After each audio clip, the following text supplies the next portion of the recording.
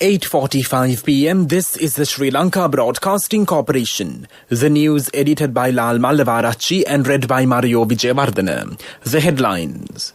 The Prime Minister commends the Communist Party in China for its support rendered to Sri Lanka. The President will meet the TNA parliamentarians tomorrow. The government says Sri Lanka regrets the EU adopting a resolution against the country during these critical times. UN experts are scheduled to arrive in the island to gauge the amount for compensation for the Express Pearl ship's fire. In foreign news, Beijing tells NATO to stop hyping up China threat. In sports news, the winners of the ICC World Test Championship final will be awarded $1.6 million.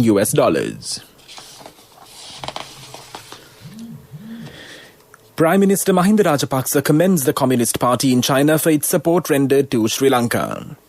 Joining the centenary celebrations at the Chinese Communist Party meeting in China via Zoom technology at the Temple Trees, the Prime Minister said that Sri Lanka has been able to stand independently among the international community as a non-aligned nation owing to the support rendered by the Chinese Communist Party and the leftist movement in China. It is believed that the world revival will be with the Chinese Renaissance in this century. China has gained immense success and victory with 12 members having formed the Chinese Communist Party in 1841. The Prime Minister further said that as a strong nation, China has helped Sri Lanka to protect its sovereignty at many instances. Parliamentarian M.A. Sumandiran says that a special meeting between the Tamil National Alliance and President Gotabaya Rajapaksa will be held tomorrow at the Presidential Secretariat. The TNA hopes to lengthily discuss the proposed new constitution with the President. The TNA has already submitted many ideas to the expert council that has been appointed to draft a new constitution. A number of TNA parliamentarians will also join this meeting. The Foreign Ministry has expressed regret over the adoption of a resolution on Sri Lanka in the European Parliament on the 10th of this month. Quote, the resolution entitled The Situation in Sri Lanka, in particular the arrests under the Prevention of Terrorism Act, unquote, contains factual inaccuracies and does not take cognizance of the multifaceted progress made by Sri Lanka in reconciliation and development, the ministry said in a statement.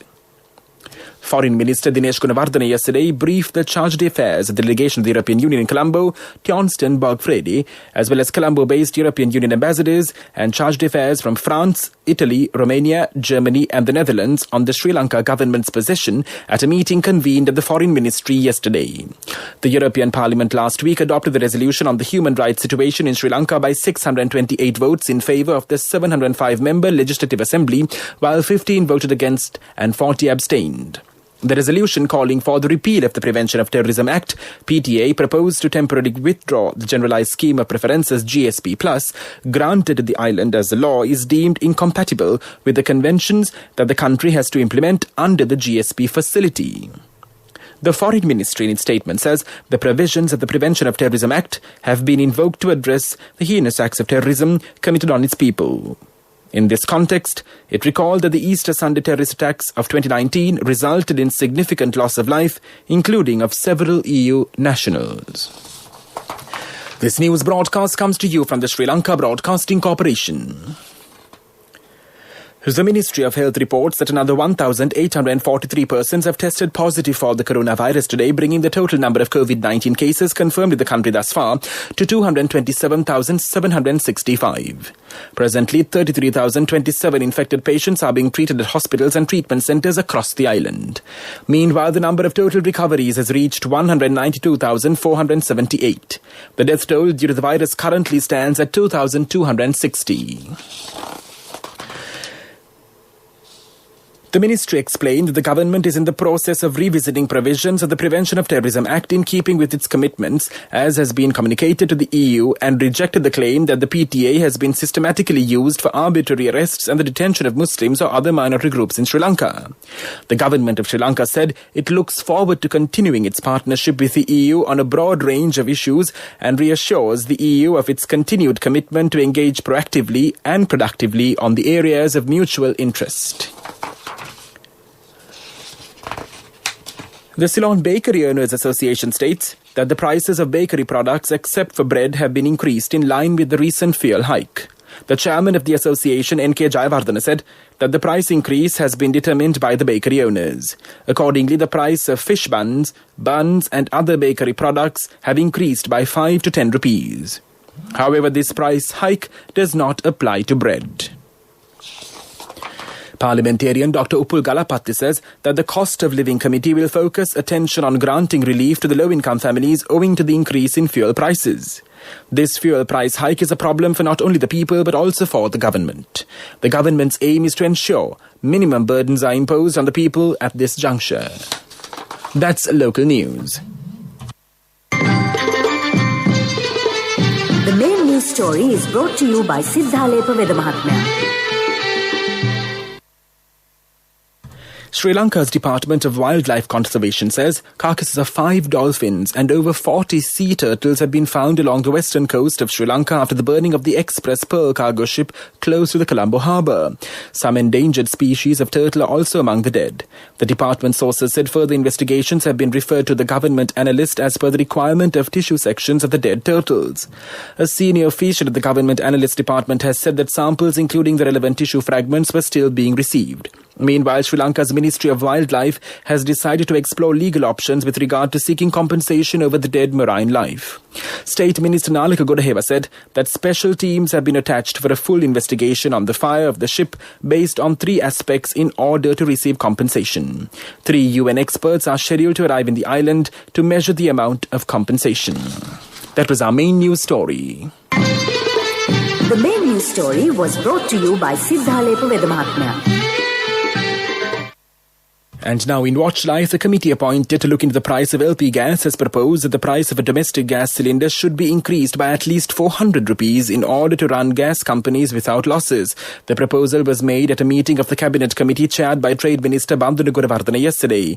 The heads of the gas companies have pointed out that the price of gas should be increased due to the appreciation of the dollar and the huge increase in the price of LP gas in the world market.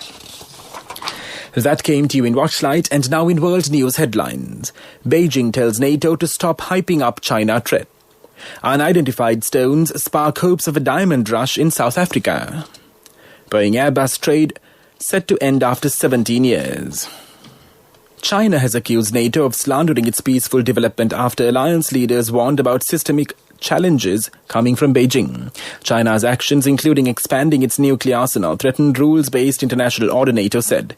It was the first time NATO had placed China at the center of its agenda. In its response, China said its defense policy was defensive in nature and urged NATO to devote more of its energy to promoting dialogue. Unidentified stones spark hopes of a diamond rush in South Africa. Thousands of treasure seekers have flocked to Kawaleti village in South Africa, believing the area could contain diamonds. It comes after a man dug up a crystal-like stone in an open field and put out word of the discovery. The stones haven't been analysed by geological experts yet, and authorities have asked people on site to leave so that a proper investigation can be carried out.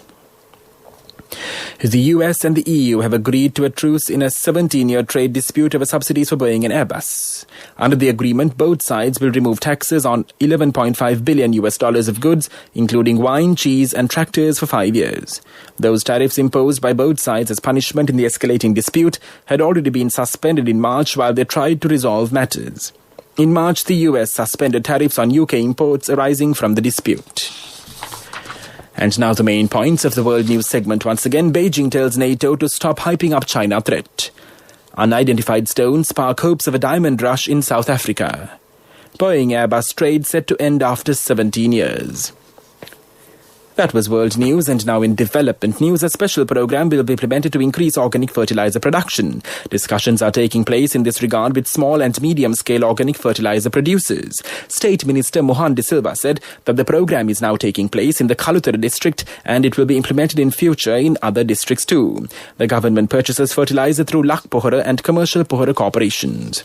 That was development news, and now in sports news, the International Cricket Council has announced that the winners of the ICC World Test Championship final between India and New Zealand will take home a purse of $1.6 million along with the ICC Test Championship mace. The losing team will receive $800,000 for finishing second in the 9-team competition, which was played over a near 2-year cycle, adding context to Test cricket and to crown the first official world champions, the longest format of the game. The prize money for the team finishing third in the ICC World Test Championship standings is $450,000. That was sports news. Contributory deposit of 1,000 rupees from NSB when your child enters grade 1. Open a Hapan Children's Service account for your kid today. Higher interest. Conditions apply. Business News. Sponsored by National Savings Bank. The safest place for your money. Sri Lanka has cancelled 216 letters of credit involving 14,000 vehicles after a vehicle import ban imposed on March 2020. The island's motor traders said appealing for the vehicles to be imported amid state proposals to import luxury SUVs for members of parliament. When Sri Lanka banned vehicle imports in March 2020, LCs of 10,780 motorcycles, 2,640 trishaws and 537 cars, especially ordered to suit Sri Lanka's market conditions, were blocked. That was Business News. Business News. Sponsored by National Savings Bank. The safest place for your money. Contributory deposit of 1,000 rupees from NSB when your child enters grade 1. Open a Hapan Children's Service account for your kid today. Higher interest. Conditions apply. And now in economic news, the Central Bank of Sri Lanka has announced that the cost of living can increase in an unbearable manner if fuel prices were not increased. The present situation has affected the local banking system due to the high value of the dollar. The central bank has informed the government that fuel prices should be revised immediately due to the problems related to 3 months of foreign reserves. That was economic news. Weather Report was sponsored by Dialogue in partnership with the Ministry of Education introduces Nanasa, a trilingual educational mobile app with video-based lessons for grade 1 to A-levels. Now your child can study with ease on your mobile with no subscription fee. The Met Department says several spells of showers will occur in the western, central and Sabaragamu provinces and in the Gala and Mathura districts. Wind speeds will be 30 to 40 kilometers per hour in the western slopes of the central hills, the northern, north central and the northwestern provinces and in the Hambantota and Trincomalee districts. The wind speeds can increase up to 50 kilometers per hour at times in these areas. Weather Report was sponsored by Dialogue in partnership with the Ministry of Education introduces Nanasa, a trilingual educational mobile app with video-based lessons for grade 1 to A-levels. Now your child can study with ease on your mobile with no subscription fee. And now the headlines of this news broadcast once again. The Prime Minister commends the Communist Party in China for its support rendered to Sri Lanka. The President will meet the TNA parliamentarians tomorrow. The government says Sri Lanka regrets the EU adopting a resolution against the country during these critical times. UN experts are scheduled to arrive in the island to gauge the amount for compensation for the Express Pearl ship's fire. In foreign news, Beijing tells NATO to stop hyping up China threat.